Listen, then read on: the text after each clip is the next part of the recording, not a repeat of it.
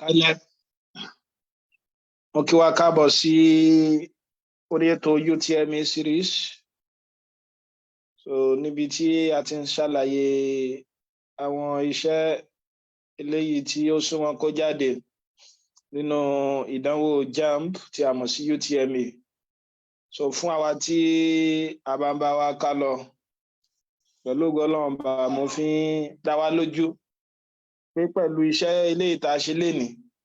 ó ti súnmọ́ ká lè ṣe ìbéèrè eléyìí tó súnmọ́ kíni o tó súnmọ́ bíi 23 nínú àwọn tí wọ́n béèrè lọ́wọ́ wa so lórọ̀ yìí tẹ́ bá gbàgbé ẹ̀ẹ́dìpá bẹ̀rẹ̀ sequence and series mo dẹ̀ ṣàlàyé sequence gẹ́gẹ́ bí ètò nǹkan kan ta ní lọ́pọ̀lọpọ̀ ọgbà tí ó mọ jẹ́ ètò nọ́mbà ètò wọn yóò máa tẹ̀ lófin gẹ́gẹ́ bí àpèjúwe ẹ̀ẹ́dì pé tá bá kọ 3 5 7 9 ẹ̀ẹ́dì pé tó nọ́mbà ni ò sequence ni tó rà ń to àwọn nọ́mbà kan àwọn ètò wọn ń bá òfin mu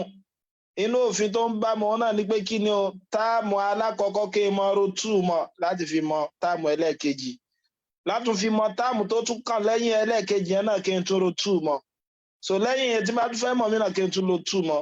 tó bá ti jẹ́ pé à ń to nọ́mbà báyìí tó wà ń tẹ̀ lófin irú eléyìí tí ẹ mú fún alápẹ̀rẹ̀ yẹn a máa sọ pé kí ni o a máa ní sequence mo dẹ̀ ní a lè ní sequence oríṣiríṣi o àwọn special sequence tá a ní nínú ara tí mo ṣàlàyé lọ́wọ́rọ́ òun náà ni pé kí ni o a lè ní linear sequence a ní linear sequence òun náà là ń pè ní kí ni o arithmetic progression so tá a máa ṣe kí ni o tá a máa ń pè ní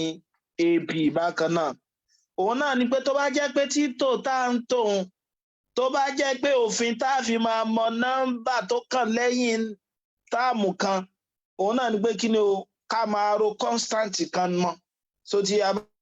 so ajá sí pé arithmetic progression ni ẹ gẹ́gẹ́ bí àpèjúwe irú ta kọ lókè arithmetic progression ni o ẹ pé tẹ bá ṣàkíyèsí rẹ̀ kí là ń rò mọ́ tá a fi mọ táàmù tó kàn 2 so tí bá tá a pé nǹkan kan náà là ń rò mọ́ so tí tá a rò mọ́ táàmù nǹkan tó fi ń fún wa ní táàmù tó tún tẹ̀lé a máa ní arithmetic progression ní àárọ̀ àwa ṣàlàyé bá ṣe lè wá last term arithmetic progression tí a túmọ̀ sí nth term ẹ pé tá a bá ṣàkíyèsí a ní a wa òun ni ó mọ jẹ́ kí ni o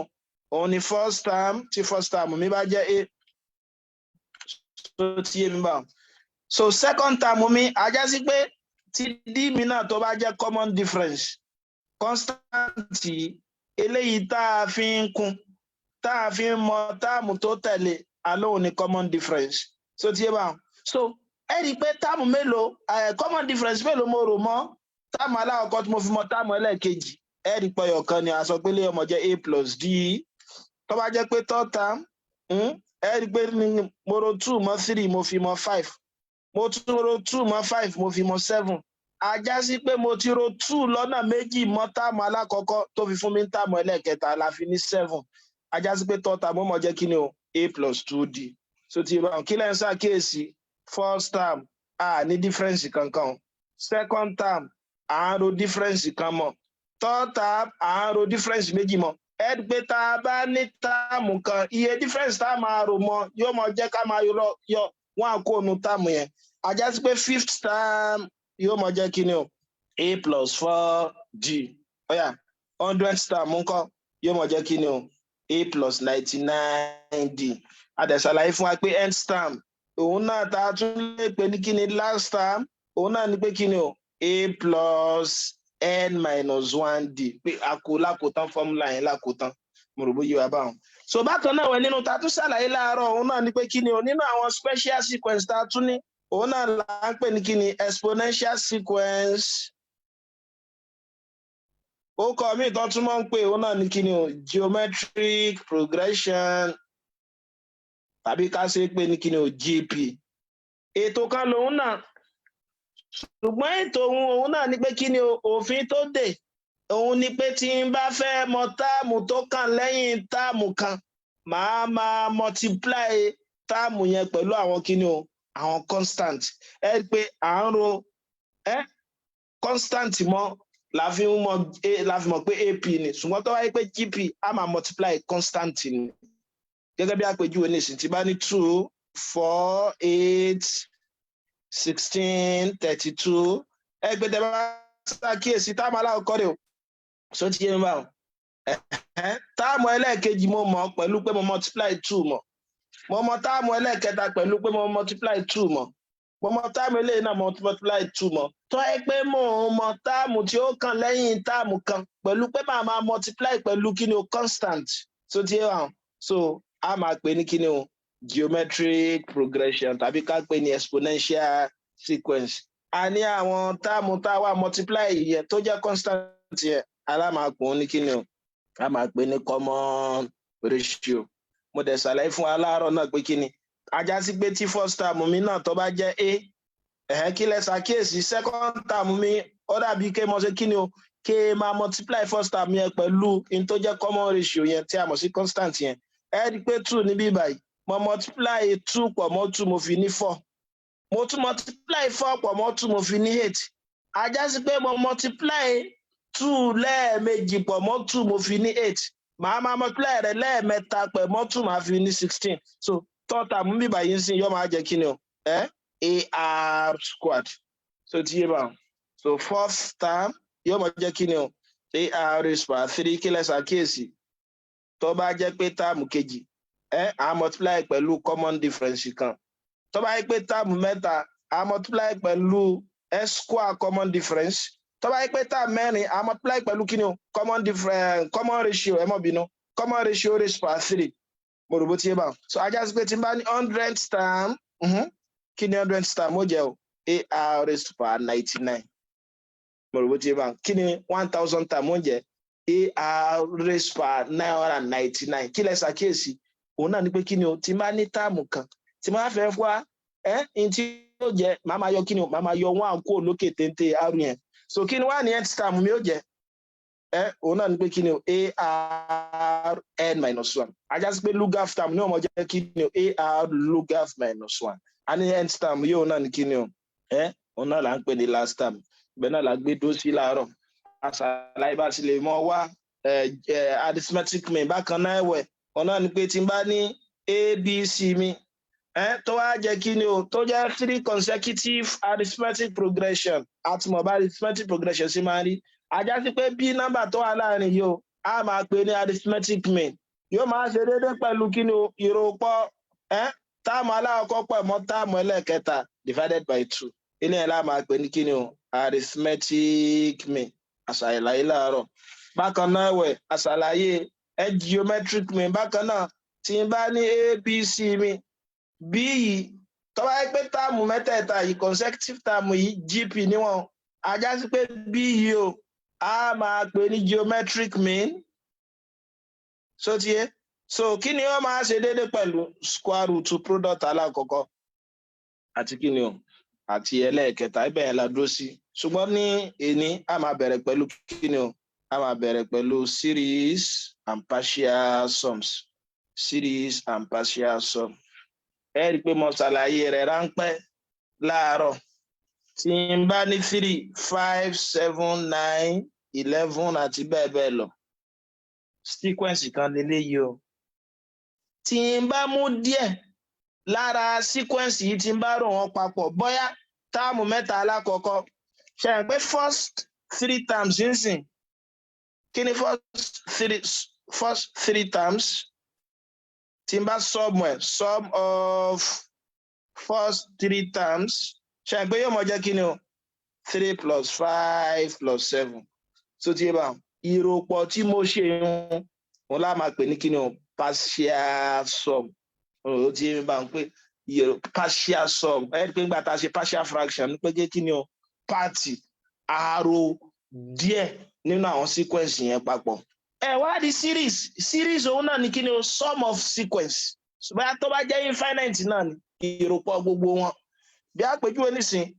ẹ mọ̀ pé sequence mi rè o 3 5 7 9 11 tí n bá mú díẹ̀ ń bẹ̀ tó jẹ́ pé gbogbo wọn mo rò papọ̀ yóò mọ̀ fún mi ní series 3 plus 5 plus 7 plus 9 plus 11 plus ... mo bó ti ẹ ń bá wọn ajá sí pé ìròpọ̀ series tàbí tá a bá ní series yóò mọ̀ jẹ́ kí ni o sum of sequence so ti yé bá wọn sum of sequence ṣùgbọ́n tó wáyé pé pàtì sequence là ń rò pọ̀ a máa ní kí ni o a máa ní partial sum kí la fẹ́ gbọ́yé ń bẹ̀ wọ́n lè mọ fún wa ní àwọn iṣẹ́ nínú JAMB wa pé ká mọ̀ ṣe kí ni o ká mọ̀ wá partial sum ká mọ̀ wá partial sum bó láṣẹ mọ̀ wá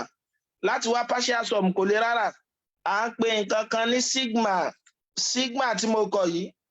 òun náà ni partial sum òun ni tá a fi mọ̀ denote partial sum ìtumọ̀ rẹ̀ náà ni pé kí ni o ro gbogbo rẹ̀ papọ̀ tẹ́ ẹ bá gbàgbé rí pé mi statistics wa tá a bá ní summation xn gbé túmọ̀ summation x náà ni pé kí ni o ká ro gbogbo x papọ̀ ká wá divide ẹ̀ pẹ̀lú n ṣe pé formula meaning nìyẹn ṣé partial sum bí wáyé náà ni pé kí ni o ro gbogbo rẹ̀ papọ̀ ṣùgbọ́n kí láà máa ro papọ̀ ká pé wọ́n fún wa ní n ipe ká ro gbogbo n papọ̀ àwọn n wo kí ni wọ́n á ní value rẹ̀ wọ́n á lè ní kí ni o kọ́ bẹ́ẹ̀ láti kí ni n is equal to 1 to 4 ajá sí pé ìtumọ̀ rẹ̀ náà ni pé kí ni o máa ro gbogbo n yìí papọ̀ ṣùgbọ́n ẹni mi ó mọ bẹ̀rẹ̀ látẹ̀rí 1 yóò mọ tán sórí 4 yóò máa jẹ́ kí ni o ọ̀yà ẹ jẹ́ mọ mú ọlọ́ọ̀kọ̀ọ̀kan tí ẹni mi bá kọ́ bẹ́ẹ̀ látòrí 1 ibi tí n bá ti rí n máa fi 1 sí yóò jẹ́ 1 nígbà ó jẹ́ pé sọ́ọ̀mù alélẹ̀ ìsọ́ọ̀mù ni yóò jẹ́ plus lẹ́yìn 1 kí ló kù 2 ìgbà tí ẹni bá tún jẹ́ 2 á tún fi sí then plus lẹ́yìn 2 kí ló kù 3 so lẹ́yìn 3 kí ló kù 4 mo rò tí ń bá irú ròpọ̀ tá a ṣe yìí tá a ro nọ́mbà láti 1 dérí 4 òun là ń pè ní kí ni o òun là ń pè ní partial sum òun là ń pè ní partial sum ìjẹ́ tẹ́lẹ̀ yẹn bá yẹ wá bó wà ní ká pé mo nírò nǹkan báyìí nǹkan wọ́n fún wa nírò nǹkan báyìí ó mọ́ jáde púpọ̀ mo ní n is equal to 1 to 4 n squared bó láyé ṣe túmọ̀ náà ni pé kí ni o ká ro gbogbo rẹ̀ papọ̀ ká máa ro n square papọ̀ ẹni wọ́n máa bẹ̀rẹ̀ látòrí kí ni látòrí 1 yóò mọ̀ tán sórí 4 ajá sí pé ilé ọmọ jẹ́ kí ni o máa bẹ̀rẹ̀ látòrí 1 ìgbà tí ẹni bá kọ́ jẹ́ 1 yóò jẹ́ 1 squared plus ìgbà tí ẹni bá jẹ́ 2 square plus ìgbà tí ẹni bá jẹ́ 3 square plus ìgbà tí ẹni bá jẹ́ 4 squared bó ti yé mi máa so ajá sí pé ilé ọmọ jẹ́ 1 plus 4 plus 9 plus 16 so ti yé máa tí ó mọ̀ fún wa ní 30 bó wà ní eléyìí nǹkan kápẹ́ bá ní sum tí bá tún ní partial sum báyìí raised by 3 2n plus 1 láti ṣe eléyìí náà kò lè rárá òun náà ni pé kí ni o ké mọ ro gba àwọn eléyìí papọ̀ kẹ́ni mi máa wá bẹ́ẹ̀ látòrí 1 kó máa parí sí 3 ajá sí pé màá mú àwọn nọ́mbà yẹn náà kọ̀ọ̀kan ibi tí n bá ti rí ẹni máa gbé wọn sí títí tí ó fi dé rí kí ni o tí ó fi dórí 3 eléyìí máa jẹ́ kí ni o 2 times 1 plus 1 ṣe pé gbà tó jẹ́ 1 nìyẹn àbí then plus 2 times 2 plus 1 ìgbà tó jẹ́ 2 èyí wo láti lọ orí 3 yóò jẹ́ plus 2 times 3 plus 1 tá a bá ṣe síwájú sí eléyìí jẹ́ kí ni o 2 plus 1 3 plus 2 times 2 4 4 plus 1 5 plus 6 plus 1 7 ajás bí ọmọ jẹ́ kí ni o bí ọmọ jẹ́ 15 bóòní kápọ́n fún wa nílò eléyìí náà nǹkan any summation I is equal to 3 raised by 5 to 5 I divided by I plus 1 ìtumọ̀ náà ni pé kí ni o ká máa ro àwọn kíní yìí papọ̀ kí ẹ̀mí ọmọ bẹ̀rẹ̀ láti rí 3 kọ́ mọ parí sí 5 ajá sí pé máa kọ́ ní kíní àìmí àti bó ní yóò ti bẹ̀rẹ̀ 3 yóò jẹ́ 3 divided by 3 plus 1 then plus lẹ́yìn 3 kí ló kù 4 bí ti bá tún ti rí I máa gbé 4 sí 4 divided by 4 plus 1 plus ibi tí n bá tún ti rí I kí ló kù lẹ́yìn 4 5 divided by 5 plus 1 ajá sí pé ọmọ jẹ́ 3 over 4 plus 4 over 5 plus 5 divided by 6 so tó bá wà a lè ṣe kí ni o a lè find the SCM wọn a lè find the SCM wọn bó ti yọ báwọn so ẹ rí pé SCM wọn ká pé 60 àbí ajá sí lè yọ jẹ́ 36 plus 48 plus 50 mo rò bó ti yé mi báwọn so eléyìí ó jẹ́ kí ni o 98 kí ni 98 plus 36 so yóò mọ jẹ́ kí ni o 134 over 60 so 30 67 mo bó ti yá báwọn so eléyìí ni kí ni o partial sum bó wà ní tí bá fẹ́ find the sum AP ńkọ́ nínú àwọn tí ó mọ jáde náà ni o mo ti mọ̀ bí mo ṣe lè ṣe kí ni o bí mo ṣe lè mọ wá AP mi mo ṣe lè mọ wá nth term rẹ̀ bó ní ká pé sum ni mo fẹ́ wá ńkọ́ fọ́múlà méjì lẹ lè mọ lò fún ọ tó ti bá màá dẹ̀ ṣàlàyé bí méjèèjì ṣe wá ṣe pé ká pé bá ní AP mi ṣe pé AP mi ní first term a ní ọmọ jẹ́ A àbí second term yóò mọ jẹ́ kí ni o A plus D third term A plus 2D third term fourth term A plus 3D ká pé plus dot dot dot L tí a mọ̀ sí last term so tí bá ṣe pé ká sì tó kan last term gan mo lè sọ pé a ní L minus D a ní difference kan bẹ́ẹ̀ mo bó ti bá then a tẹ̀ ní L so yí wa bí ó ṣe jẹ́ ṣe pé irú eléyìí nísìn eléyìí fourth term ni eléyìí second term ẹ̀ pé ó ń dínkù pẹ̀lú difference kan ní tí mo ṣe ń bí báyìí náà nìyẹn so ajá sí pé sum mi báyìí a ti mọ̀ pé series náà ni pé ká máa rò wọ́n papọ̀ eléyìí ọmọ jẹ́ plus plus plus plus then plus ń bí báyìí tó bá wù mí mo tún lè tún eléyìí tó ṣe pé irú bí báyìí nísìn mo lè tún tó láti bẹ̀rẹ̀ láti mo ti tó láti he báyìí mo tún lè tún tó ń gbọ́ ẹ pa tí mo bá di ṣáwà commutative ajá sí pé mo tún lè sọ pé L plus L minus D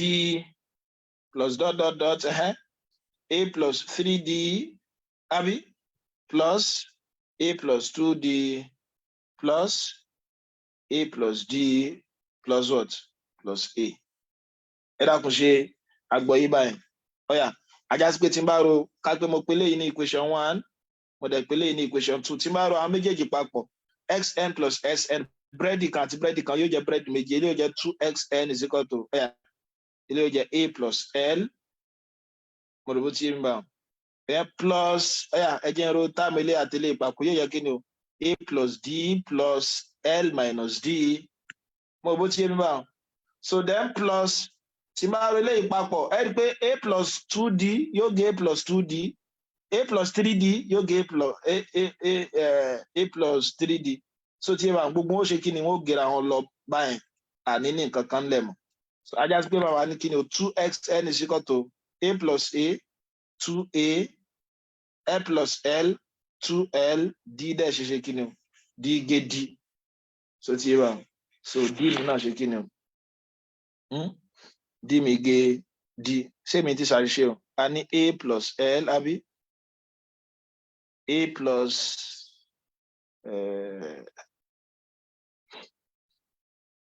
A plus L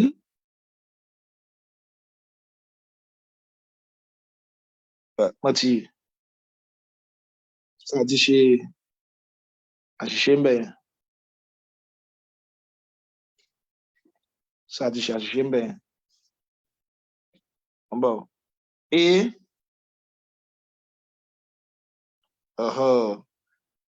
àti ṣàṣìṣe ń tààrọ papọ̀ yẹn ọ̀tọ̀ kápẹ́ bá ní ẹ̀wà wo bíbá yìí a ti ro àwọn táàmù yẹn papọ̀ bíbá yìí àbí then a tún ní L minus D àbí kápẹ́ ẹja kọ báyìí plus A minus 2D so ti yá báwọn nígbà yẹn pé kọ́pù ti pélé sínú ilé ọ̀jẹ̀ kí ni o A plus D ẹ̀ẹ́dẹ̀ àṣẹ ní A nǹkan kan náà ni mo ń sọ so ẹja ro equation méjèèjì papọ̀ ilé ọ̀jẹ̀ kí ni o 2xn is equal to ẹja ro ilé ìpapọ̀ yóò mọ̀ fún mi ní kí ni o A plus L àbí kí leléyìí náà jẹ́ tẹ́ bá ṣàkíyèsí rẹ̀ kí leléyìí náà jẹ́ ó náà jẹ́ kí ni o A plus L mo rò bó ti ń bá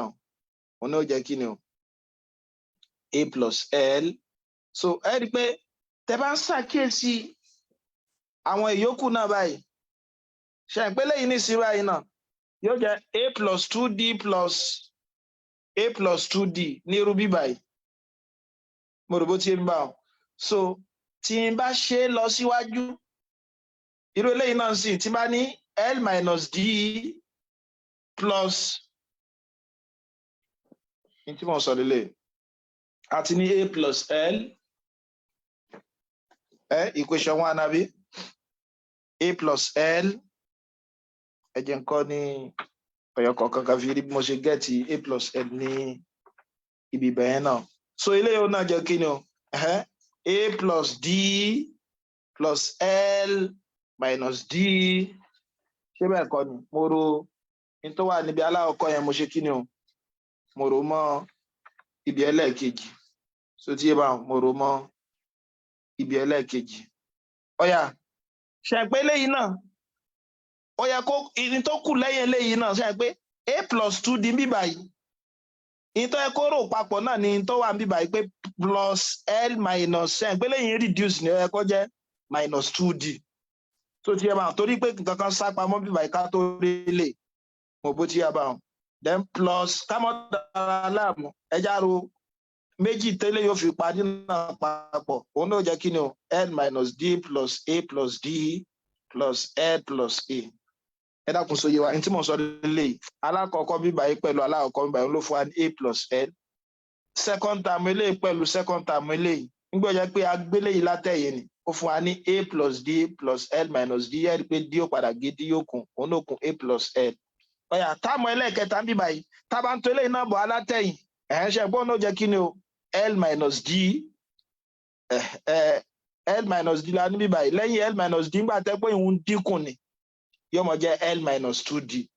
kí lẹ ṣàkíyèsí 2d minus 2d ní ó ṣe kí ni o yóò gẹ̀ra wọn so tí yé bá wọn so yóò mọ ṣe lọ báyìí báyìí ẹja mú méjì tó parí náà l minus d plus a plus d ẹ rí pé d àti d ní ó gẹ̀ra wọn kí ló kún lẹ̀ a plus l ilé náà kún a plus l ẹ rí pé ó ń dàbí kí ni o ajá sí pé 2xn mi ó dàbí kí n mọ ro a plus l a plus l a plus l papọ̀ so tí yé bá wọn ní tí ó mọ̀ fún wa tá a bá ń ro gbogbo táàmù yẹn papọ̀ nìyẹn so nígbà tó jẹ́ pé n táàmù lélẹ́yìí ajá sí kó dàbí kéèmọ ṣe kí ni o kéèmọ ro a plus l papọ̀ ní ẹ̀mẹ́ ẹni ṣe pé táyé pé méjì ni yóò mọ jẹ́ kí ni o a plus l mo rò papọ̀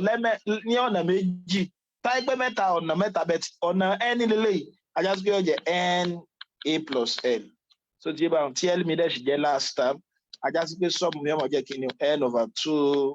a plus l ilé ní sọ́ọ̀mù gp fọ́múlà aláwọ̀kọ́ nìyẹn ẹ lè mọ fọ́múlà ẹlẹ́ẹ̀kejì o nígbà yẹn pé mo ti mọ̀ pé last term mi pẹ̀lú tí mo sọ lẹ́ẹ̀kan kí la pé a plus n minus 1d so tí ajá sí pé lẹ́nu ọjà n over 2 a plus kí last term mi a plus n minus 1d so tí sn mi ò jẹ́ kí ni n over 2 a plus n minus 1 times d so tí tẹ́ bá ṣe síwájú sí yóò mọ jẹ́ n over 2a plus n minus 1d so tí ẹ bá ń so ajá sí pé fọ́múlà méjì lẹ lè lò a lè léléyìí o òun náà ní pé kí ni o n over 2 multiply by what a plus d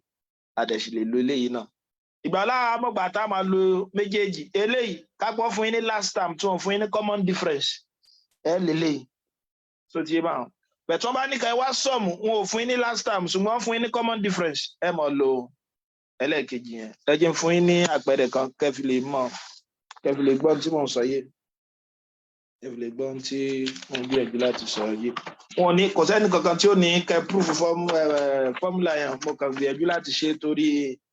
àwọn ọmọ akẹ́kọ̀ọ́ tó ń gbáradì fún wa ẹ̀kìdẹ́ ká lè rí bí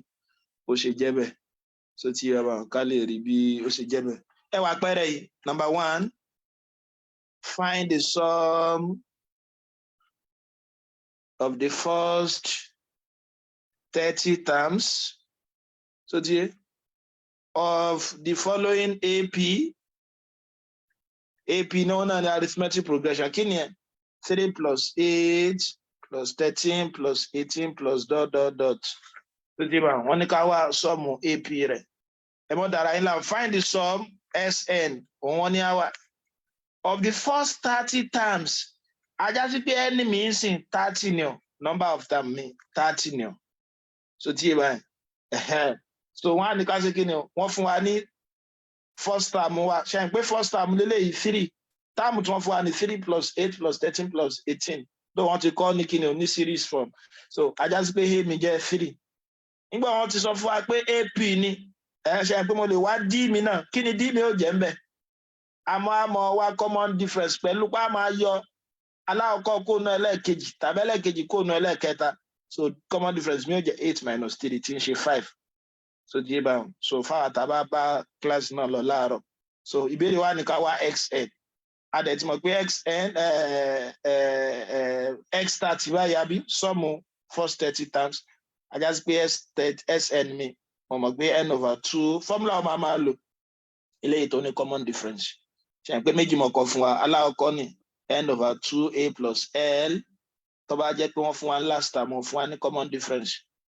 so tó bá jẹ́ pé wọ́n fún wa ní common difference tó wọ́n fún wa ní last time ẹ mọ̀ lò eléyìí ajá sí pé lẹ́ẹ̀kejì yẹn láàmọ̀ lò n over 2a plus n minus 1 into d so ibi tí bá ti wá rí kíni o ibi tí bá ti rí n mi màá máa gbé 30 sí ibi tí bá ti rí a màá fi 3 sí d màá fi 5 sí òun ní òfin mi ní sum ajá sí pé sn mi ó jẹ́ 30 over 2 times 3 plus 30 minus 1 multiplied by 5 so sum mi o no sum of 30 yóò máa jẹ́ kíni o 15 6 plus 29 times 5 kí dẹ̀ ni 29 times 5 5 4 145 àbí x30 mi ó jẹ́ kíni o 15 6 plus 145 15 151 in 151 times 15 5 7 àbí 151 so 5 6 2 2 so answer mi mo jẹ́ kíni o 2265 ẹ rí pé kò nira rárá láti ṣe nígbà tá a ṣe kíni o nígbà tá a ti mọ̀ formula bó ni ẹ jẹ́ fún wa ní mìíràn ẹ wá pẹ́ẹ́rẹ́ eléyìí o ìbéèrè náà lọ báyìí ìbéèrè JAMB ni wọ́n ní an AP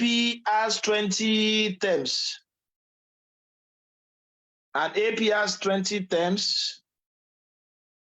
and a common difference ó sì ní common difference 3 common difference of 3 determine ìbéèrè ní ẹ wá the last term until last term rí ó mọ̀ jẹ́ o and the first term of the AP if its sum is 165 so AP kan ní 20 terms tún sí Yorùbá àyàsí pé ẹni mi ó jẹ́ 20 àbí and a common difference of 3 d mi 3 ngbà pé common difference ni determine the last term wọ́n ní àmọ́ 1 tí last term ó mọ̀ jẹ́ tó bá jẹ́ pé kí ni o if the first term and the first term àti tí first term ó mọ̀ jẹ́ tó bá jẹ́ pé sum AP yẹn jẹ́ kí ni o ó jẹ́ 165 láti ṣe léyìí kò lè rárá ó ti bá and AP has 20 terms and the common difference equal to 3 wọ́n ní ká wá tí kí ni o last term ó mọ̀ jẹ́ ṣe pé mo ti mọ̀ pé last term mi òun náà ni o a plus minus 1 into d pẹ̀lú àlàyé tí mo ṣe lẹ́ẹ̀kan last term náà ni nth term mo rò bó ti máa last term náà ni nth term so ajá sí pé ẹ jẹ́ kọ́kọ́ ṣe kí ni ẹ jẹ́ kọ́kọ́ yanjú tẹ́lẹ̀ ìjẹ́ náà kí n tó tẹ̀síwájú àwọn ìbéèrè yòókù so ti ṣe pé last term ṣe ẹlẹ́mi ó jẹ́ kí ni o kí ni wọ́n fún wa ní èèwọ̀n fún wa then plus n minus 1 20 times 3 so ti ajá sí pé ẹlẹ́mi ọmọ jẹ́ kí ni o a plus 60 so ti tó bá wù mí mo lè tún kọ màá máa ní kí ni o l minus a is equal to 60 ká pé mo pélé ní equation 1 ìbéèrè kejì wá tún lọ pé kí ni o ká mọ̀ wá ntí last time ó mọ̀ jẹ́ wọ́n ní ká mọ̀ wá ntí last time ó mọ̀ jẹ́ àti first time tó bá jẹ́ pé kí ni o tó bá jẹ́ pé sum AP yẹn jẹ́ 165 mo dẹ̀ ti mọ̀ pé sum formula tí mo tún fi lè lò kó lè jẹ́ ó yá mi ṣe pé a lè lo formula yìí o n divided by 2a plus l wọ́n ti fún mi ní sum fa ṣe pé tí sum mi ó jẹ́ sìn òun ni 165 mo dẹ̀ mọ̀ pé n term mi nígbà jẹ́ pé 20 term ni wọ́n ló jẹ́ so yóò jẹ́ kí ni o 20 divided by 2 àmọ́ plus L àmọ́ L náà la fẹ́ wá ajá sí pé tẹ́ bá ṣe léyìn náà a máa ní equation tó wà ní form of A àti L yóò máa di simultaneous equation formula yìí náà lẹ́ẹ̀kan mọ́ lò ṣe mọ̀ pé kò nira so ilé ọmọ jẹ́ kí ni o 165 is equal to 20 10 àbí A plus L so yé mi wá so ajá sí pé ilé ọmọ jẹ́ 16.5 is equal to A plus L so yé mi bí mo ṣe mo divide by 10 yeah. So àpèlé ní equation 2 mo lè fi àwọn méjèèjì papọ̀ alákọ̀ọ́kọ́ L minus 1 L minus A is equal to 60 ẹlẹ́ẹ̀kejì mo lè kó náà pé L plus A is equal to what 16.5 mo lè lo simultaneous equation mi ẹ pé a lè lo elimination method kánmọ́kánmọ́ bóyá bá hard ni àbá bá subtract ìkànnì wọn lọ wọ́n pé mo hard eléyìí ọmọ jẹ́ kí ni o 2L minus A plus A ó lọ so tí wà eléyìí ọmọ fún mi ní kí ni o 76.5 ajá sí pé L mi ọmọ jẹ́ kí ni o 76.5 divided by 2 so tí wà yóò mọ fún mi ní kí ni o 76.5 divided by 2 ẹ̀ pé a lè ṣe léyìí síwájú sí 76 times tàbí tẹ́ bá fẹ́ dára yín láàmú so tí yẹn máa mo fẹ́ pé léyìí ní ìsìn àdìsọ pé 765 divided by 10 multiplied by what? Multiplied by 1 divided by 2 so tí yóò jẹ́ 765 divided by 25 lè lọ ilé yóò jẹ́ 4 tàbí 1 3 3 so tí ṣé 4 tún lè lọ mọ́ formula máa rí inú 13 so 3 1/4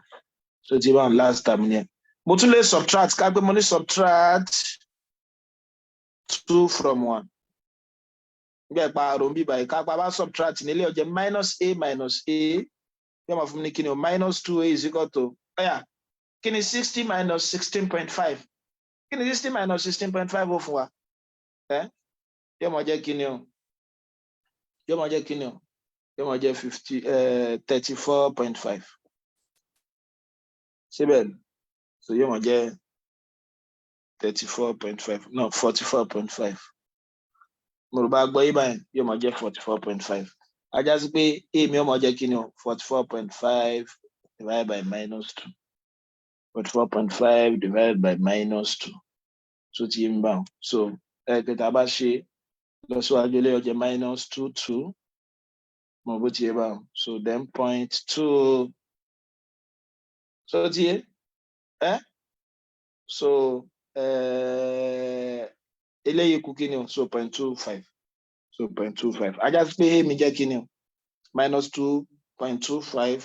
last time mi dẹ̀ ṣe jẹ́ kí ni o 3 number 1/4 so ilé yẹn náà ni bẹ́ẹ̀ ṣe mọ̀ ṣe kí ni bẹ́ẹ̀ ṣe mọ̀ ṣe ẹ rí i pé kò nira rárá fọ́múlà tẹ́bùrọ̀ ọmọ aláwọ̀kọ́ bóyá tí wọ́n bá fún wa ní kí ni last time wa tàbí wọ́n fún wa ní common difference ẹ mọ̀ lo eléyìí 2A n minus 1 bracket d so 2A n minus 1 bracket d so ọ̀nà pọ̀ kò pín dandan pọ́nà kan tẹ́ lè mọ́ lò ní so ọ̀nà tẹ́ bá lérò pé yóò ṣe kí ni o yóò rọgbọ fún yín láti mọ́ lò náà lẹ lè mọ́ lò ẹ̀ẹ́dẹ̀ mọ́ ṣe kí ni o ẹ mọ́ get answer kan náà ó yẹ já wá sum to GP láti wá sum GP náà lè rárá ẹ jẹ́ ń derive ẹ̀ fún wa náà so that a bá gbàgbé àwa náà lè derive ẹ̀ fúnra wa ṣe pé first term GP ní A àbí kí ni second term rẹ̀ AR kí ni third term rẹ̀ AR squared fourth AR is per 3 dérí kí ni o AR n minus 1 àbí òun ni last term so AR n minus 1 ṣùgbọ́n ká tó kan AR n minus 1 ajá sí pé tí ó kùn lẹ́yìn rẹ̀ a lè tún rí kí ni o AR raised power n mo rò bó ti máa mo dẹ̀ ti mọ̀ pé sọ́ọ̀mù náà ni pé kí ni o kéèmọ̀ ọ̀rọ̀ wọn papọ̀ ajá sí pé lè ọjà A plus AR square plus AR cube dérí kí ni o AR raised power n plus AR n minus 1 mo rò bó ti plus AR n minus 1 bó ni kápẹ́ bá tún bẹ̀rẹ̀ bí mo ṣe GP náà ẹ rí pé mo ti kọ́kọ́ tò látòkè Ọ̀yà ẹ jẹ́ tún tó láti ìsàlẹ̀ náà wá tàbí tí n bá tó láti ìsàlẹ̀ náà wá ìgbà tí mo ti mọ̀ pé lè jẹ́ equation 1 ká gbé mo pé arákùnrin yìí ní equation 1 kí wọ́n á sọ pé multiply through by r ẹ multiply through by r tó bá yẹ pé ap lẹ́fẹ́ wá ẹ tó òun ni tó ti wà tẹ́ bá tó ẹ wá ṣe kìíní ẹrù wọn papọ̀ ká gbé mo multiply through by r so ajá sí pé ilé ọmọ fún mi ní kí ni rsn àbí kí ni r times sn yóò máa jẹ́ kí ni rsn ilé ọjọ́ jẹ́ kí ni ar plus ar square nígbà mo multiply pẹ̀lú r plus ar raised power 3 plus ar raised power 4 plus arn plus 1 ṣé rọ ni so ti bá then plus what no mo ti ṣàṣe mi by minus 2 lẹ́ẹ̀kí lè jẹ́ ṣe àpò ń dínkù pẹ̀lú kílókù ẹni ẹ̀wí lẹ́yìn nísìn ar square ó dínkù pẹ̀lú ọ̀yọ̀kan ajá sí pé ọ̀yọ̀ kílé náà dínkù pẹ̀lú ọ̀yọ̀kan yóò di minus 2 so ar minus 1 ní wàá jẹ́ tá a bá multiply pẹ̀lú r so yàrá bí ó ṣe jẹ́ ar minus 1 tó ẹ̀kọ́ jẹ́ kí ni o arn minus 2 then times r jẹ́ raised power 1 r raised power 1 tẹ́ bá lo law of indices yóò mọ̀ jẹ́ káwọ́ pé plus 1 then plus arn minus 1 plus 1 so tí yóò mọ̀ fún wa ní ar raised power n so tí ọ̀yà ajá sí pé rsn mi yóò jẹ́ ar plus ar squared plus ar raised power 3 plus ar raised power 4 plus arn minus 1 so tí plus arn minus 1 plus ar raised power n ọ̀yà ẹ̀rí pé mo ti ní equation méjì o eléyìí ká gbé mo pè ní equation 1 mo pè léyìí ní equation 2 ajá sí pé mo lè ní fọ́múlà méjì ń bí báyìí fọ́múlà aláwọ̀kọ́ náà ni pé ká pé ń bá ní kíni o equation 1 minus equation 2 bóyá ká gbé equation 1 minus equation 2 kí ni equation 1 mi xn yóò jẹ́ xn minus rxn ọ̀yà ẹ jẹ́ máa subtract àwọn táàmù yẹn kúrò náà ara wọn eléyìí ọmọ jẹ́ kíni o a minus ar àbí eléyìí ọmọ jẹ́ kíni o plus ar minus ar squared àbí plus ar squared minus ar cube ẹgbẹ̀dẹ̀ bá ṣàkíyèsí wọn mọ́ra wọn báyẹn gbogbo wọn mọ̀ ṣe kíni o wọ́n mọ̀ gẹ́ra wọn lọ títí báyà kí n sọ pé dot dot dot ọ̀yà arn minus 1 àbí plus what plus arn minus 1 so tí pẹ̀lú minus à ń yọ kúrò ní minus arn minus 1 kí lẹ ṣàkíyèsí eléyà àti eléyìí gẹ́ra wọn àbí eléyà àti eléyìí náà ṣe kíni o ó gẹ́ra wọn so tí yé bá eléyìí náà tá a bá padà túlẹ̀ yóò padà rí ar raised power 3 mi báyìí náà tí ó gé eléyà àti eléyìí náà ṣe kíni yóò gẹ́ra wọn ṣùgbọ́n kí ni ó kù ń bẹ̀ so tí a ní a yìí so tí yé bá wọn a ní a yẹn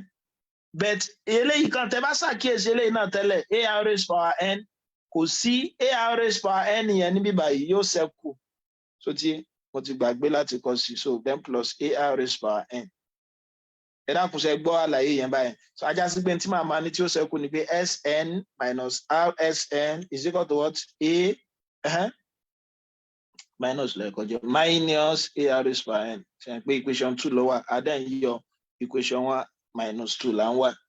so ti yé mi báwọn kí ló kọ́mọ̀ xn ní kọ́mọ̀ kí ni ó ṣẹ́kù 1 minus r is equal to kí ló tún kọ́mọ̀ a 1 minus what r raised power n mo bó ti yé mi báwọn 1 minus r raised power n so tí n bá fi sum mi ṣe subject of the formula ń sin yóò mọ jẹ́ kí ni o a 1 minus r raised power n divided by 1 minus r so àti gbọ́ yé báyìí so divided by 1 minus r so ajá sí pé ìkan náà àwọn kí ni o nǹkan náà àwọn sum yẹn lélẹ́yìn a wà pẹ̀lú payọ equation 2 kó inú equation 1 so ti yé báwọn ṣùgbọ́n a tún lè subtract equation 1 náà kó inú equation 2 bẹ́ẹ̀ a ti bá ní equation 2 minus equation 1 ọ̀yà ẹ jẹ́ n gbé láti bí báyìí ajá sí pé wọ́n mọ̀ jẹ́ kí ni o rsn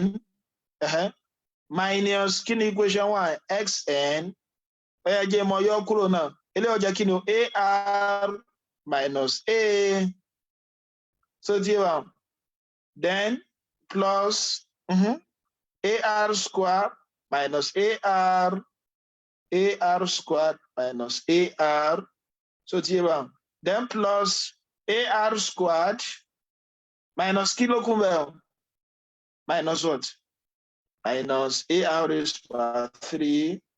So the ẹgbẹ́ tá a bá ṣe síwájú sí yóò tún mọ̀ ṣẹ́kù kí ní lẹ́m̀bí báyìí last time yìí plus AR raised by n. Kí lẹ ṣàkíyèsí? So ẹ rí i pé kí ni o?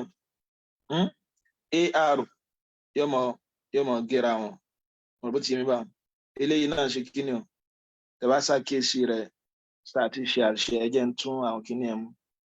AR minus A, àbí? Plus AR square minus AR. Then plus AR raised by 3 minus AR squared. AR raised by 3. AR raised by 3.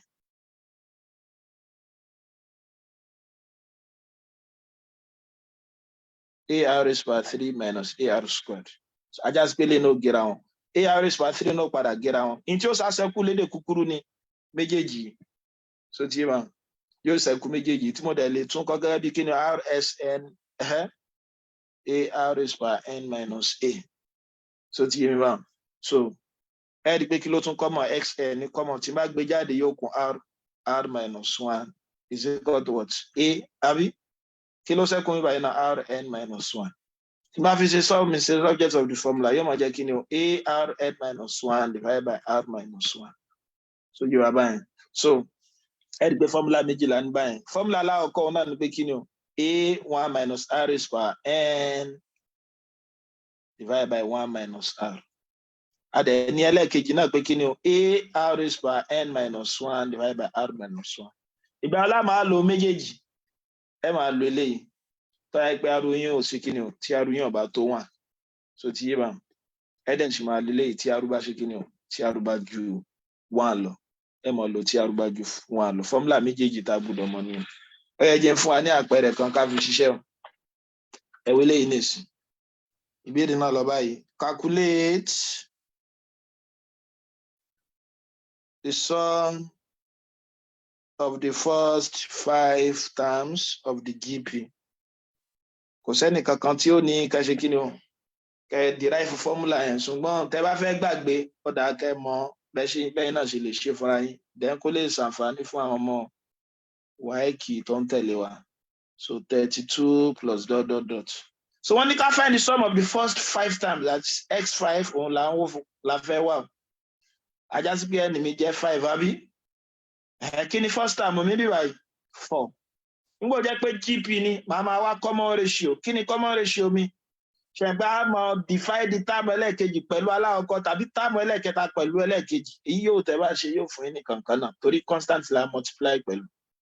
8 divided by 4 tí ń ṣe 2. So ti ń bá ẹ̀yà pẹ̀lú eléyìí sí mo lè mọ sọ́ọ̀mù mi o. Ẹ rí i pé arú mi jẹ́ positive ó ju 1 lọ. Tí arú mi bá ti ju 1 lọ tàbí ó jẹ́ positive formula máa máa lo kí ni o? Àbí? R raised by n minus 1 divided by R minus 1. Yóò máa jẹ́ kí ni o? S5. Kí ni wá bí by 4 multiplied by R raised by 2. 2 raised by 5 minus 1 divided by what? Kí ni arú mi? 2 minus 1. X5 mi máa jẹ́ kí ni o? 4 times 2 raised by 5 jẹ́ 32 minus 1 divided by 1. Àbí? Ẹ máa jẹ́ 4 times 31. Mo bó ti ń bá wọn. Ìyẹn mọ̀ fún wa ní kí ni o? 124. Ajá sí pé sọ́ọ̀mù first 5 terms ó jẹ́ kí ni o? 124. Bó ni ẹ wò béèrè JAMB yìí náà. Ìbéèrè náà sọ pé kí ni o? If the second and 5th terms of a GP are -6 and 48 respectively. -6 and 48 respectively. Find the sum of the first 4 terms. Find the sum of the first 4 terms.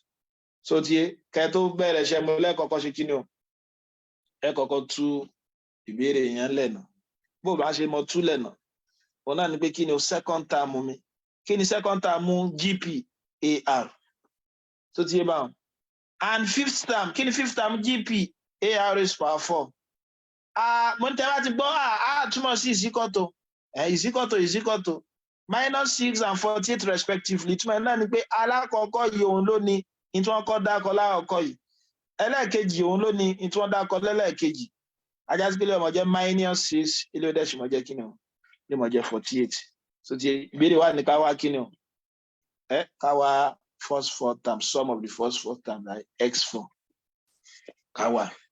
Bó láyé ṣe nísìn? Ìpele ní equation 1, ìpele ní equation 2. Ṣé ẹ gbé pẹ̀lú àlàyé èyí tí mo ṣe lẹ́ẹ̀kan? Wọ́n ní pé tá bá fẹ́ wá a àti r bí báyìí, tá yé pé ap ní tẹ́ fẹ́ wá a àti d tàbí ká mọ̀ subtract. Ṣùgbọ́n fún GPA mo divide ni. So ajá sí pé mo lè ní divide equation 2 by 1.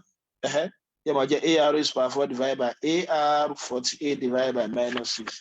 Ẹ lè divide the equation 1 pẹ̀lú equation 2 náà, ìkankan náà ni ó fún wa. But afẹ́ yìí tó yẹ pé yóò kíni yóò rẹwà láti ṣe. A àti yóò gé R yóò gé ọ̀yọ̀kan by ilé okùn mẹ́ta. Ajá sí pé àwọn ní R cube is equal to what? -8. Ajá sí pé cube ló ń da dúró kí ni màá máa ṣe? Màá máa wá cube root to both sides. Ajá sí pé R wọn jẹ́ kí ni o cube root of 8. Kí ni ìtumọ̀ cube root of -8? Ìtumọ̀ náà ni pé kí ni màá multiply pẹ̀lú ara rẹ̀ lẹ́ẹ̀mẹ́ta tí mo fún mi ní -8. Ilé yẹn jẹ́ -2. Láti bí báyìí mo lè mọ in tí a mi ọmọ jẹ́. Màá ní put R is equal to -2 bóyá in equation 1 tàbí equation 2 kò sí ìtẹ̀ṣe ń bẹ̀. Kí dẹ̀ ni equation 1 mi sọ? Ó ní AR is equal to -6. R mi ti jẹ́ -2. Ajá sí pé ó jẹ́ A times -2 is equal to -6. A mi ọmọ á jẹ́ kí ni o -6 divided by -2 tó jẹ́ 3. Ajá sí pé A mi jẹ́ 3, R mi dẹ̀ sì jẹ́ -2. Ìbéèrè wa ni kí n wá kí ni o sum first 5 times. Ọ̀nà méjì mo lè gbà ṣe. Ṣé ń gbé nísìn mo ti mọ̀ pé first 5 times òun náà ní gbẹ́gẹ́ sọ pé AR square AR raised power 3 àti kí ni o AR raised power 4. Tẹ́ bá ro mẹ́tẹ̀ẹ̀ta yìí papọ̀ yóò fún yín ní answer. Tàbí kẹ́ lo formula yìí nísìn báyìí tá bá fẹ́ lo sum formula sum wọ́n ti fún wa ní kí ni o R wa àti mọ̀ pé R wa less than 1. Formula ọlá máa lò èyí tó less than 1 which is what? A 1 minus R raised power n divided by 1 minus R. Èyí yóò tẹ̀ bá lónú méjèèjì answer kan náà la get. Bóyá ká gbọ́ mo fẹ́ ṣe nìsín. S5 mi ó jẹ́ kí ni o A mi ó jẹ́ 3 àbí 1 minus R minus 2 raised power kí ni ẹni wa bí ẹgbẹ́ first 5 times wọ́n ní ká wá ajá sí pé ẹni mi jẹ́ 5 àbí raised power 5 divided by 1 minus -2. Mo bó ti ń bá 1 minus -2. S5 mi ó jẹ́ 3 into 1 minus ilé ó jẹ́ kí ni -32 ni ó jẹ́. So yàrá bó ṣe jẹ́ -32 tí negative number bá raised to power odd negative náà ni ó mọ̀ jẹ́. But tí negative number bá raised to power even positive ló wọ́n mọ̀ jẹ́. So then divided by 1 minus times minus plus 1 plus 2 tí ń ṣe 3. So ti ajá sí PS5 mi ó mọ̀ jẹ́ kí ni 3 1 plus 30 divided by 3. 3 àti 3 ó gé 3. S5 mi ó mọ̀ jẹ́ kí ni 31. So ti S5 mi ó mọ̀ jẹ́ 31. So tó bá wù yín ẹ lè ṣe pẹ̀lú lẹ́yìn náà get mo ti mọ̀ pé A mi jẹ́ 3. Ajá sí pé AR mi ó mọ̀ jẹ́ kí ni -6. AR square mọ̀ jẹ́ kí ni 4 times 3 plus 12 minus 8 times 3 minus 24 then plus 16 times 3 48 àbí ẹ̀rọ papọ̀ kí ni ọmọ fún wa ilé wọn jẹ́ -12 so ti yé bá 36 òun ní tí mo sọ lélẹ̀ 3 minus 6 minus 3 9 minus 24 kí 9 minus 24 15 minus 15 àbí 48 minus -15 kí ló jẹ́ so 33 ṣé ipa ti ṣàìṣe ẹ tún kíní ẹ rò papọ̀ tẹ́ bá rò papọ̀ dáadáa so nǹkan kan náà ni ó jẹ́ 48 minus 24 so ó lè jẹ́ kíní o ó jẹ́ 24 plus 12 padà ó jẹ́ 36 ilé jẹ́ 30 so ṣé mo ti ṣàṣìṣe ń bẹ̀ yẹn nìyẹn àṣìṣe mo ti ṣàṣìṣe o 32 lélẹ́yìí o 32 plus 1 yóò jẹ́ 33 ni kìí ṣe 30 kìí ṣe 31 33 ṣẹ́ẹ́dí pé kankan náà ni so kò sí ìtẹ́ ló ń bẹ̀ tẹ̀ ní get answer kò sí ìtẹ́ ló ń bẹ̀ tẹ̀ ní get answer nínú tó tún mọ bẹ́ẹ̀ lọ́wọ́ àwọn là ń pè ní sum to infinity là ń pè ní sum to infinity nígbà mìíràn tó ti yé bá wọn ká pé yẹn bá nírú nǹkan báyìí ṣá a ti mọ̀ pé sum mi ni o ṣe pé tẹ bá ní kí ni formula sum mi a into what 1 minus r raised by n divided by 1 minus r àbí tó bá jẹ́ pé r mi tó bá less than 1 mo bó ti yé mi báyìí tí r mi bá less than 1 formula yẹn lélẹ̀ tá bá ní infinity ṣe pé number line mi real line mi eléyìí ni positive infinity eléyìí jẹ́ negative infinity gẹ́gẹ́ bá ṣe gbàlàyé rẹ̀ nígbà tá à ń ṣe ní inequalities lánàá owó tí yé wa báyìí tẹ́ ẹ bá square ní tí mò ń gbìyànjú láti sọ ẹ mọ wo ohun tí mò ń sọ kápẹ́ bá ní 1 divided by 2 ṣe pé 1 divided by 2 mi half ni o àbí tàbí ẹ mọ́ jẹ́ ń lo 1 divided by 2 ẹ jẹ́ ń lo 1 divided by 10 ká lè mọ̀ rí answer wa kí ni 1 divided by 10 wa yóò mọ̀ fún wa ní 0.1 àbí kápẹ́ bá ní 1 divided by 10 square kí ni ó mọ̀ jẹ́ 1 over 100 tí ó mọ̀ jẹ́ kí ni 0.01 àbí tí bá ní 1 divided by 1 over 10 everything raised by 6 nǹkan ṣàgbọ́n náà ni pé 1 over kí ni o 1 million yóò mọ̀ jẹ́ kí ni 0.00001 kí lẹ ṣàkíyèsí ẹ rí i pé bí power yìí ṣe ń tóbi sí bẹ́ẹ̀ ni nọ́mbà yìí ń súnmọ́dò kí lẹ á lè ronú sí kápẹ́ bá ní raise power 50 ajá sí pé yóò mọ̀ fún ní 0.00000000000 tó ti yé bá wọn ní mo fẹ́ ṣàlàyé bẹ́ẹ̀ ni pé kí ni o tí ẹni yín bá ti ń tóbi sí tí ẹni yín bá ti ń approach infinity tó ti yé bá wọn ìtẹ́ ní bíbá yìí báyìí tí ń ṣe raise power ẹni yẹn yóò mọ̀ jẹ́ kí ni o yóò mọ̀ tends to 0 yóò mọ̀ approach 0 so ti ẹ rí pé gẹ́gẹ́ bá ṣe rí mi báyìí ẹ rí pé tó bá jẹ́ pé power yẹn ti ń tóbi power tó wà lórí fraction yẹn tí bá ti ń tóbi sí gẹ́gẹ́ bẹ́ẹ̀ náà ni kí ni o gẹ́gẹ́ bẹ́ẹ̀ náà ni ẹni mi náà ṣe kí gbogbo tó wà ní agbègbè mi báyìí gẹ́gẹ́ bẹ́ẹ̀ náà lòun náà tends sí 0 ajá sí pé tẹ bá fẹ́ wá sum to infinity náà wọ́n sọ mi báyìí pé mo ti ní xn mi ní ìsìn sẹ́yìn pé formula yẹn ni pé 1 minus r raised by n divided by 1 minus r àbí ọ̀yà tí bá ní s infinity yẹn náà pé tí kí ni o tí ẹni mi bá tóbi ajá sí pé tí ẹni mi bá tóbi máa bá ní a raised by a times 1 minus r raised by infinity divided by 1 minus r ẹ rí i pé ìgbà tá a wá arúwa tá a gbé arúwa ní 1 over 10 ìgbà tá a wá kó jẹ́ raised by 2 0 náà la sì tún ní o ṣùgbọ́n 0 yẹn kéré sílẹ̀ yìí bí ẹni yẹn ṣe ń dàgbà sí bẹ́ẹ̀ ni kíní yẹn ṣe kíní o no approach 0 ló ń converge sí 0 so ti yé mi báwo so ajá sí pé tí ẹni mi bá tóbi gan gbogbo lè padà mọ́ di 0 pátápátá lára pé kíní o as n approach infinity so ti yé r raised by n is equal to 0 so ti ajá sí pé s infinity mi yóò mọ̀ jẹ́ kíní a times 1 minus 0 divided by 1 minus r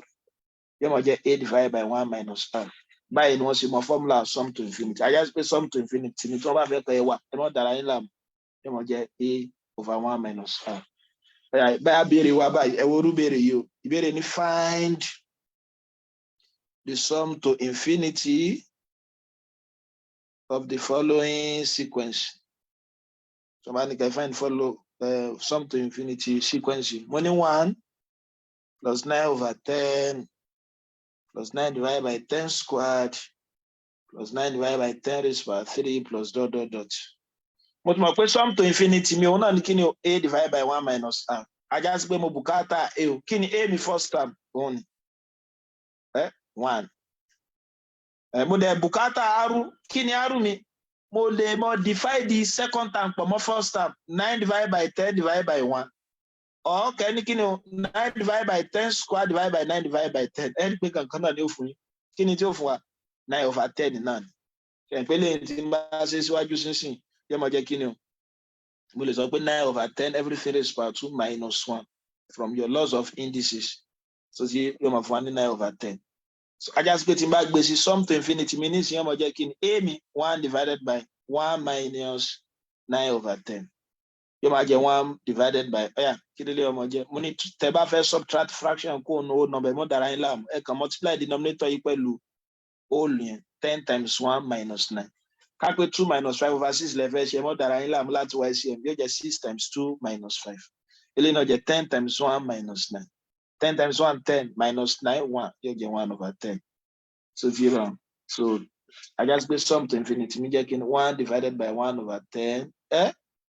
1 times 10/1 which is equal to 10 I just pé sum to infinity mi ọmọ jẹ 10 ẹ dákun sá àgbáyé sẹ́dẹ̀ mọ̀ bí mo ṣe get formula yẹn ó yẹ tún wọlé yìí náà kí n fi káàdì ètò náà lẹ́tọ̀ rọ́jọ́ ti lọ. The sum of the first 3 terms of a GP is half its sum to infinity. Is what? Half its sum to infinity. So find the positive common ratio. Yeah. The sum of the first 3 terms, yani S3 is, is, kí ló túmọ̀ sí, kí ni is túmọ̀ sí? Equals to, is equal to half, kí ni túmọ̀ half? 1/2 its, yani times sum to infinity. So tí bá kọ formula yìí, nígbò jẹ́ pé ó sọ sum to infinity, àti rí sum to infinity, ayágbé arúgbá ń bẹ̀ yẹn yóò mọ less than 1. Tí wọ́n fẹ́ gbà yà pé formula tí arúgbá less than 1 lẹ́mọ̀ lò. Kí dẹ̀ ni formula yẹn? Ṣé ẹ̀ gbóhùn náà ni? Mo la ní formula méjì aláwọ̀kọ́ ni pé a 1 minus r raised power n divided by 1 minus r. Eléyìí lẹ́ lò tàbí tó wáyé kí ni a r raised power n minus 1 divided by r minus 1. Eléyìí ni tí kí ni o arúyàn bá tọyọ kan. Òun lẹ́sìn mọ́ ní pàápàá jùlọ fún kí ni o fún sum to infinity. Mo bó tí ajá sí pé formula eléyìí ni màá lò. Yóò máa jẹ́ kí ni o a 1 minus r raised power wọ́n sì ti fún mi ní number of terms mi pọ́ jẹ́ 3 ajá sí pé eléyìí ó jẹ́ 3 divided by 1 minus r is equal to 1/2 times kí ni sum to infinity mi a/1 minus r. Ẹ dákun sí àgbọ́yé ẹgbẹ́ mo lè ṣe síwájú sí ilé ó jẹ́ 1 a 1 minus r raised by 3 so tí mi bá ṣé mi ń ṣàṣìṣe o.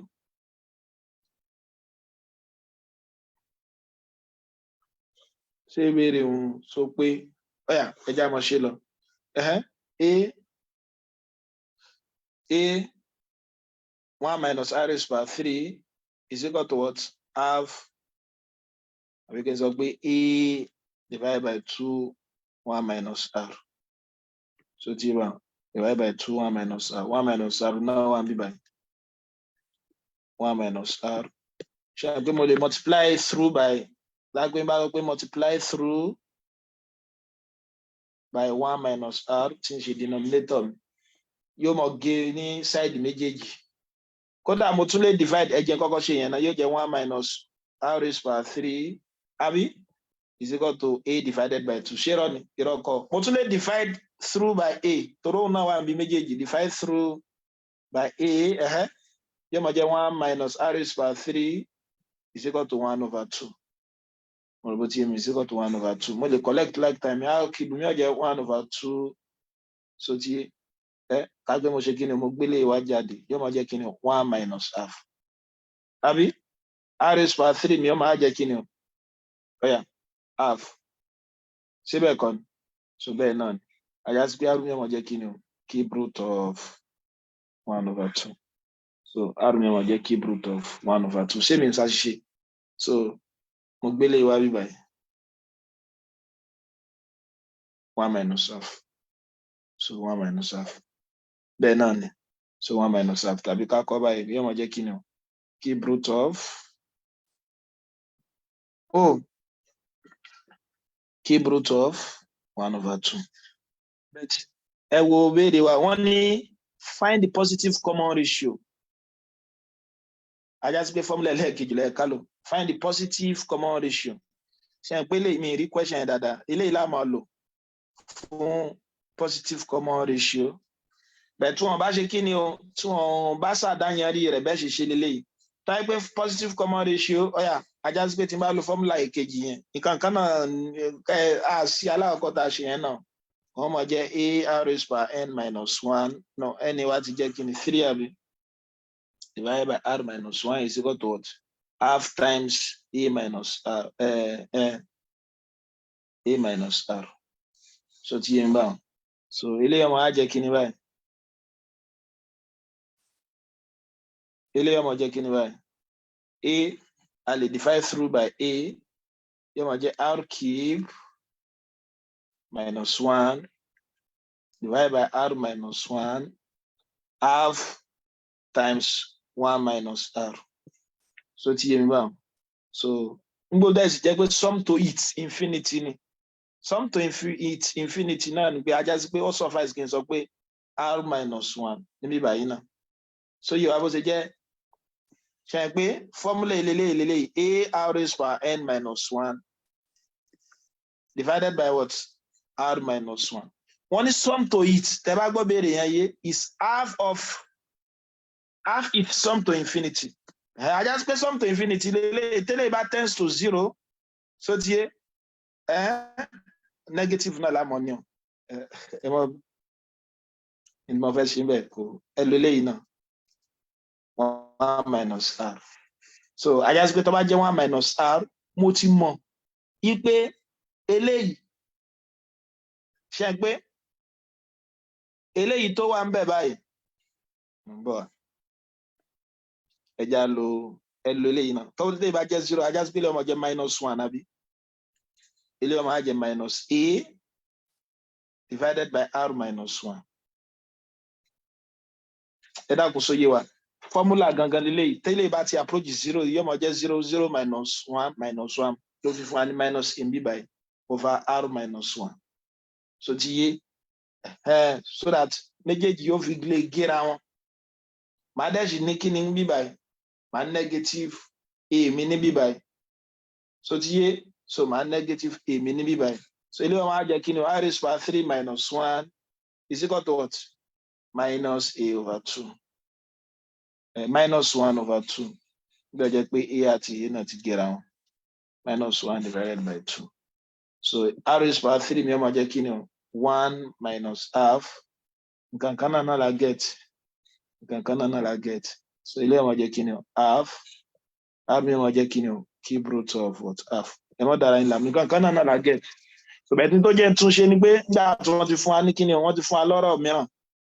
ni pé kí ká wá positive common ratio wa. So mo fi lo formula ẹlẹ́ẹ̀kejì náà ẹ pé kankan náà la get. So ti yé kí la kọ́ lónìí wọn náà ni bí a ti mọ sum to sum sequence o alálẹ̀ ní partial sum ìyẹn ni pé tá a bá nírú nǹkan báyìí tó jẹ́ pé a fẹ́ ro díẹ̀ pàtì sequence wa a dẹ̀ lè ní series tó bá yẹ pé gbogbo sequence wa la fẹ́ ro. Mo ní a lè ní sum AP o òun náà ni pé kí ni o ó lè jẹ́ n divided by 2a plus l tàbí n divided by 2a plus n minus 1d. So ti ẹ lè lò nínú formula ibẹ̀ tẹ́ mọ̀ lélẹ́yìí tí wọ́n bá fún wa ní l given no d. Eléyìí l not given but what? But d. So ti yé mi báwọn. Ọ̀yà bẹ̀ fún gp wọ́n ní formula méjì la lè lò fún yẹn náà. So alákọ̀ọ́kọ́ ni a1 minus r raised by n1 minus r nígbà tí r yín bá jẹ́ kí ni o tó bá jẹ́ negative if r is less than 1. Ẹlẹ́ẹ̀kejì ni pé tí r bá ju 1 lọ ẹ mọ̀ lo ilé r raised by n minus 1 divided by r minus 1. Mo dẹ̀ derive bó ṣe jẹ́ bẹ́ẹ̀ náà fún wa. So ti yé àtún wá ní sum to infinity. Kí ni mo pè sum to infinity? Òun náà ni pé tí ẹni bá ti tóbi, ajá sí pé r raised by n ó mọ approach òdo. Tí r raised by n bá ti approach òdo, kí ni màá máa ní tó kù? A over 1 minus r. Àwọn fọ́múlà yẹn náà lẹ lè ṣe kí ni ká lọ há sórí. Yàtọ̀ sí yẹn náà ẹ sì ti mọ̀ pé nth term AP òun náà ni kí ni o ARN minus 1. Nth term eléyìí òun náà ni kí ni o nth term eléyìí òun ni kí ni A plus N minus 1D tí nth term eléyìí jẹ́ ARN minus 1. So tẹ́ bá ti mọ̀ gba àwọn fọ́múlà mẹ́fẹ̀ẹ̀fà yìí, kò sí tí wọ́n béèrè lọ́wọ́ yín ní GP tẹ̀ ní lè ṣe. Kò sí tí wọ́n bá béèrè lọ́wọ́ yín ní GP tẹ̀ ní lè ṣe. So pẹ̀lú ògo Ọlọ́run bá máa dúró síbi báyìí. Ẹni tó bá ní ìbéèrè ẹ lè gbìyànjú láti fi ṣọwọ́. Ẹ gbìyànjú láti fi ṣọwọ́. A mọ̀ ṣe àwọn ìbéèrè sí lórí rẹ̀ tá bá dé problem session. Títí máa fi pàdé wa ní ìgbà mìíràn. Ẹ ṣé púpọ̀ tí ẹ darapọ̀ mọ́ wa. Ó dìgbà.